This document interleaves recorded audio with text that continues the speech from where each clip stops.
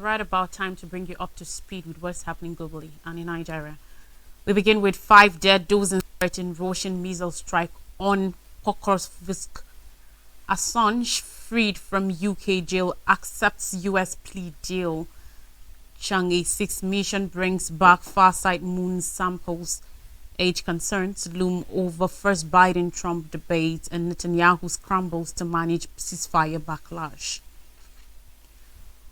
On Ukraine-Russia war, no less than 5 people were murdered and 41 wounded, including 4 children, after Russia launched 2 missiles on the eastern Ukrainian town of Pokrovsk. Regional Governor Vadim Falashkin said this is one of the largest enemy attacks on civilian society recently. 3 girls aged 9, 11 and 13 and a 12-year-old boy were injured, he added. Speaking in his nightly video address, Ukrainian President Volodymyr Zelensky said Ukraine will respond to the attack in an absolutely fair manner. 6 cars and 16 houses were damaged and 1 house was destroyed, Falashkin said. Russian troops had launched 2 Iskander-M ballistic missiles at the town, which is about 24 kilometers 15 miles from the front line, he added. The strikes were half an hour apart, the Ukrainian Prosecutor General's office said. The raid left a huge crater with close-by houses in ruins, their windows blown out and roofs ripped away. The town had a population of about 61,000 before Russia began its full-scale invasion of Ukraine. Over recent weeks, Moscow has focused its firepower on Ukraine's eastern industrial region of Donetsk, which the Kremlin claims as part of Russia. The area around Pokrovsk has seen some of the heaviest fighting along 1,600 mile from line in recent months, with the Russians advancing towards the town after capturing Avdiivka in February. The General Staff of Ukraine's Armed Forces, citing 45 enemy attacks in the vicinity, said on Monday, today the hottest area is the Pokrovsk direction, where the aggressor continues attempts to break through our defense. The defense forces are taking measures to exhaust the Russian occupation troops and prevent their advance deep into Ukrainian territory. Separately, Falashkin said a 62-year-old man had been killed in a Russian bomb attack on the town of Kurakov, south of Pokrovsk. He said Russian forces had also killed a 63-year-old civilian in the town of Toretsk, while Moscow's troops have ramped up attacks following a protracted duel. Russia claimed to have annexed Donetsk in late 2022, along with 3 other regions of Ukraine it had partially occupied. Parts of Donetsk have been controlled by Kremlin-backed armed groups since 2014. Julian Assange, WikiLeaks founder, was released from a British prison and was making his way back to his home country, Australia, on Monday after his 12-year fight against extradition to the United States ended in a plea deal. The controversial figure has spent the past 5 years in a high-security UK prison and closely 7 years before that hold-up at the Ecuadorian embassy in London, trying to avoid detention that could have led to life imprisonment. Assange, 52, on Monday agreed to plead guilty to a felony charge linked to his suspected role in one of the biggest U.S. government breaches of classified materials after his whistleblowing website published closely 500,000 secret military documents connected to U.S. wars in Iraq and Afghanistan. The plea deal caps a long-running legal saga, letting Assange to avoid prison in the U.S. and return to Australia as a free man, but not until he has made a court appearance in a remote U.S. territory in the Pacific.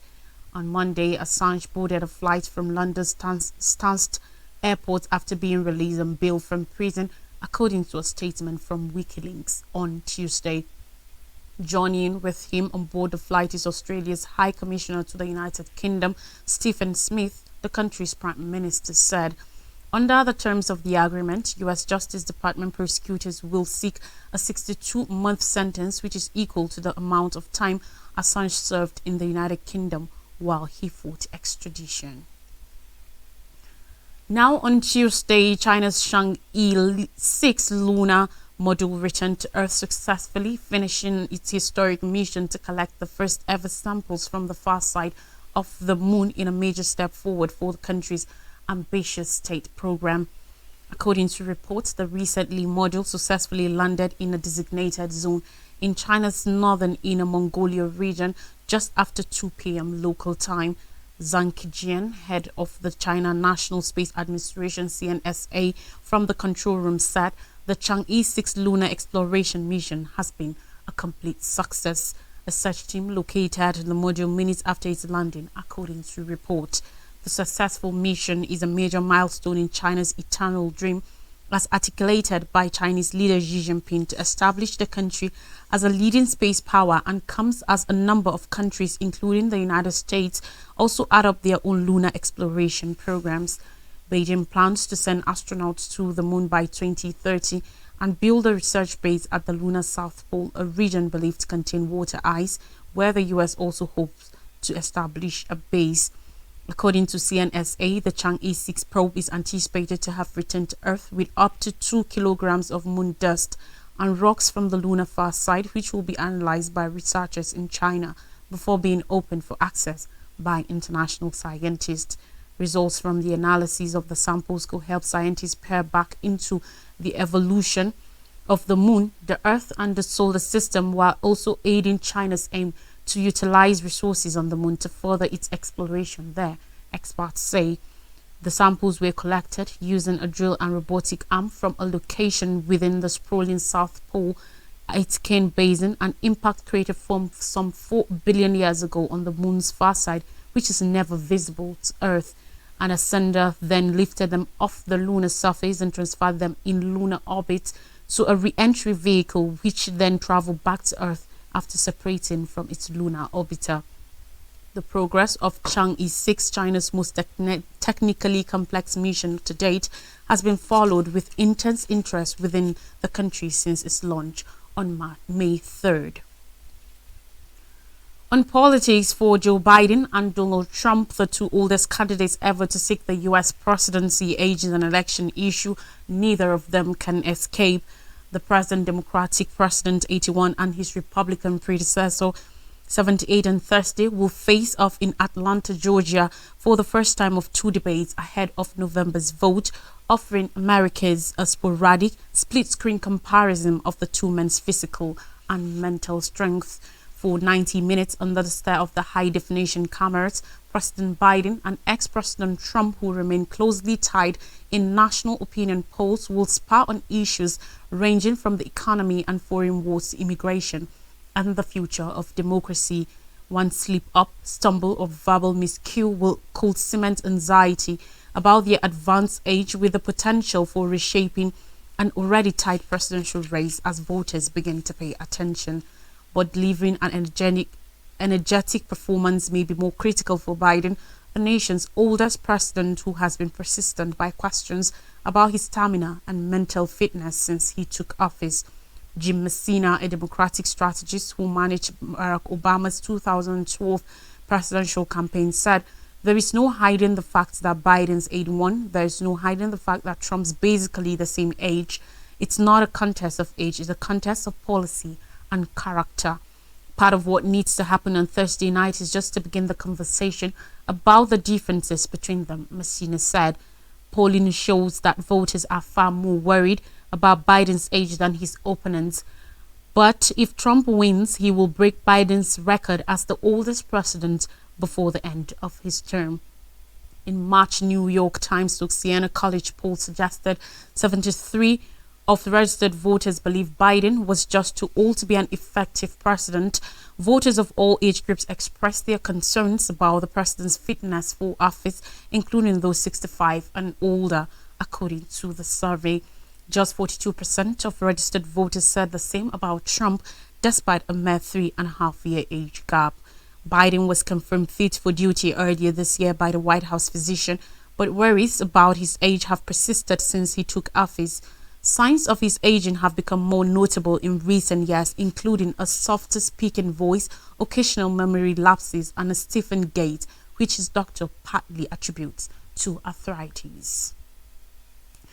Meanwhile, on Israel-Gaza war on Monday, Israel's Prime Minister Benjamin Netanyahu said he was still committed to an Israeli ceasefire and hostage release proposal supported by the United States, as he faced blowback from families of Israeli hostages for appearing to walk back his support of the proposal the day before. The proposal, outlined last month by U.S. President Joe Biden, sets out conditions proposed to lead to the eventual release of all remaining hostages in return for a permanent ceasefire and withdrawal of Israeli forces from Gaza. But on Sunday, Netanyahu said he was prepared to make a partial deal with Hamas to return only some hostages from Gaza in comments that were at odds with the proposal, which was approved by his war cabinet, adding that Israel will continue fighting in the enclave after the ceasefire. It doesn't mean that the war is going to end, but the war in its current stage is going to end in Rafah. This is true. We will continue mowing the grass later, Netanyahu said in what was his first one-to-one interview with local Israeli media since October 7th. His apparent dismissal of the ceasefire and hostage release proposal faced an angry backlash from Israeli politicians and a group representing Israel's hostages and their families, which has become a potent political force in the country. The Hostage and Missing Families Forum called Netanyahu's comments an unprecedented national failure and a failure to meet the goals of the war. Opposition figure Gadi Eisenkot, who resigned from Israel's war cabinet a week before Netanyahu disbanded it, also slammed Netanyahu, saying there are soldiers who are fighting now because they have war goals to return the hostages. On Monday, Matthew Miller, U.S. State Department spokesperson, said the U.S. opposes continued military operations in Gaza. That's just a recipe for continued conflict, continued instability, and continued insecurity for Israel. The Hostage and Missing Families Forum later released a video showing the kidnapping of 3 Israelis by Hamas on October 7th. On more stories now, alleged Chinese rocket debris seen falling over villages. According to videos on Chinese social media, shows suspected debris from a Chinese rocket was seen plummeting to the ground over a village in southwest China on Saturday, leaving a trail of bright yellow smoke and sending villagers running. The dramatic footage surfaced online shortly after a Long March 2C carrier rocket blasted off at 3 p.m. local time Saturday from the Xichang Satellite Launcher Center in the southwestern province of Sichuan. The rocket sent into orbit the Space Variable Objects Monitor, a powerful satellite developed by China and France to study the farthest explosion of stars known as gamma ray bursts. Xi Jinping, Chinese leader, has promised to establish the country as a dominant space power, ramping up missions to compete with other major world powers, including the United States. Saturday's launch was declared a complete success by the China Aerospace Science and Technology Corporation, a state-owned contractor that developed the Long March 2C rocket. A video posted on social media, a Chinese short video site appeared to show a long, cylindrical-shaped piece of debris falling over a rural village and crashing next to a hill with yellow smoke billowing from one end. Geolocated the video to be filmed from Zhongguo village in Guizhou province, neighboring the launch site province of Sichuan to the southeast. The video was posted from an IP address in Guizhou. Other videos circulated on Chinese social media platforms showed multiple angles of the falling debris. In one of them, villagers, including children, were seen running away while looking back at the orange trail in the sky, with some covering their ears for the crash. Residents were asked to leave their homes and other buildings an hour before the launch and scatter out in more open areas to observe the sky. They were warned to keep away from the debris to prevent harm from toxic gas and explosion, according to the notice. Residents were also strictly forbidden to take photos of the debris or spread relevant videos online, according to the notice. There were no reports of immediate injuries from local authorities. On insurgency in Africa, Congo youth fighters join army to defend Sake. A group of young people aged 18 to 25, known as Wazalendo or Patriotic Resistors in the Democratic Republic of Congo, have taken up arms to defend their country. Teaming up with the Congolese army, they claim to have successfully pushed back the M23 rebels, who are backed by the Rwandan army, from the town of Sake. Katembo Faustin, commander of the FAW Group Forces Armies de Resistance Wazalendo, highlighted the unity and collaboration that led to their success.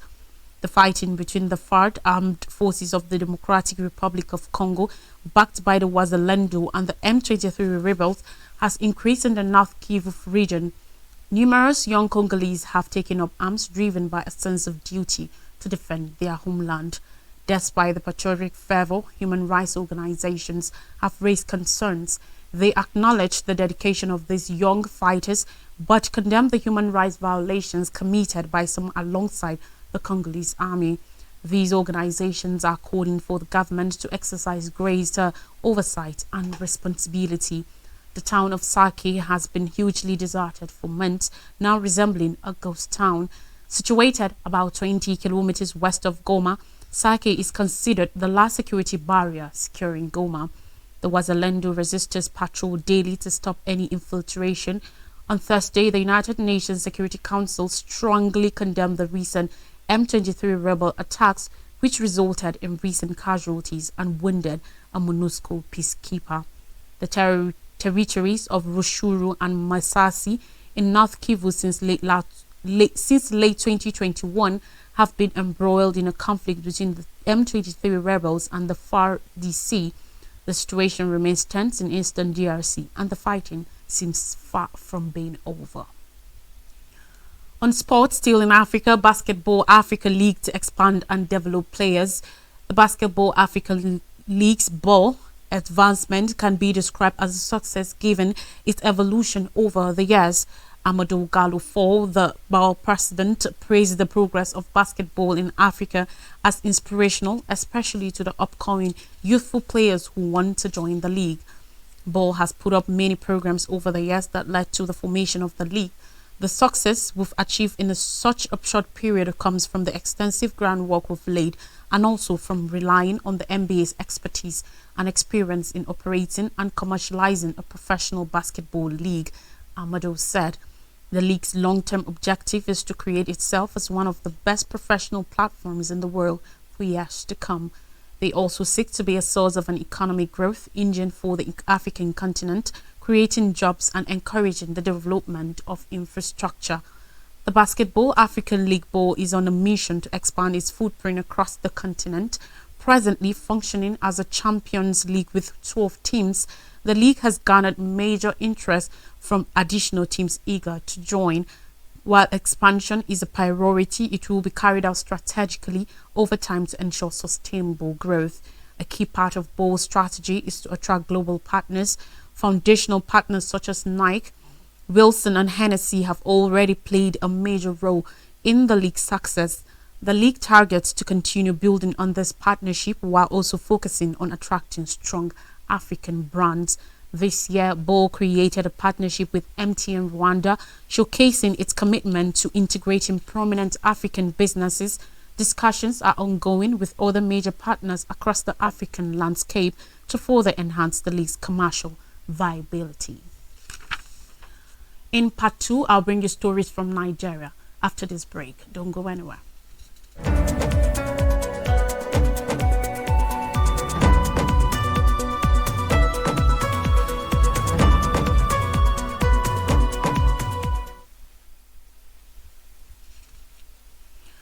You're welcome back. Now in Nigeria, we begin with health matters. NCDC declares cholera crisis, enacts emergency steps. Following the outbreak of cholera in the country yesterday, the Nigeria Center for Disease Control, NCDC, and Prevention activated a national cholera emergency center. It also said 53 deaths and 1,528 alleged cholera cases were recorded across 31 states and 107 local government areas, with a case fatality rate of 3.5% since the beginning of 2024. This is even as Lagos State government yesterday revealed that the cholera death toll had risen to 29 from the earlier reported 24 last week, adding that the total number of suspected cases had risen to 579.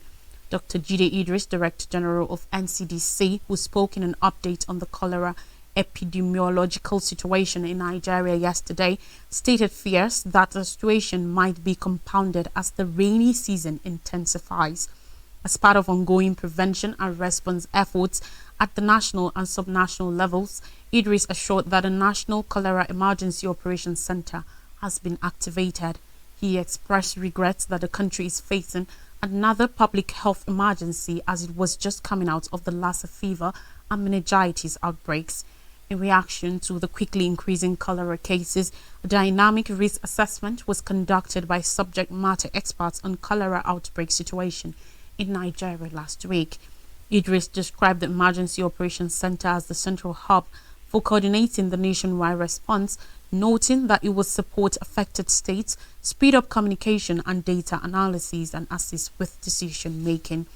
The NCDC boss explained that before activating the EOC, the NCDC, working through the National Cholera Technical Working Group, had already taken preventative and responsive actions, including pre-positioning and distributing medical supplies for case management, infection prevention and control, and laboratory diagnosis to all 36 states and the Federal Capital Territory, FCT. He sympathized with the families and friends who have lost their loved ones to the outbreak, just as he acknowledged the efforts of all stakeholders, including ministries, departments and agencies, MDA, state and local government, local and international partners, healthcare workers, community leaders and individuals that have worked hard in responding to this outbreak. And finally, on the news, talking insecurity, Tinubu says Northwest insecurity impacting other zones. On Monday, President Bola Tinubu lamented that the insecurity in the Northwest region was distressing other parts of the country. Tinubu stated this in Katsina at a two-day summit themed Regional Cooperation for Securing Lives and Livelihoods in Northwest Nigeria, organized by the Northwest Governors Forum in collaboration with the United Nations Development Programme. The president, who was represented by Vice President Kashim Shettima, said the security issue in the Northwest was not a sectional matter, adding that whenever any part of the country was ailing, others will be affected. However, he assured Nigerians that his administration would not rest on its oars until banditry, terrorism and other forms of insecurity were eliminated. Nigeria's insecurity landscape has been troubled primarily by the Boko Haram insurgency and the more recent rise in banditry in the past 15 years. Boko Haram, the proscribed Islamic sect, has wreaked havoc in the northeast for over a decade, leading to thousands of deaths and the displacement of millions. Its tactics, including bombings, kidnappings, and guerrilla warfare, targeting both civilians and military installations.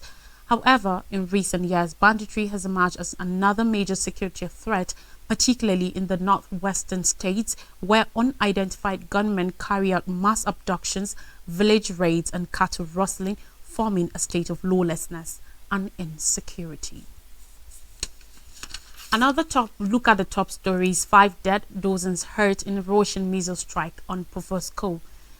Assange freed from UK jail, accepts plea deal. Chang'e 6 mission brings back Farsight moon samples. Age concerns loom over first Biden-Trump debate, and Netanyahu scrambles to manage ceasefire backlash. And that's all on the news. Thanks for watching from all the crew. Thank you.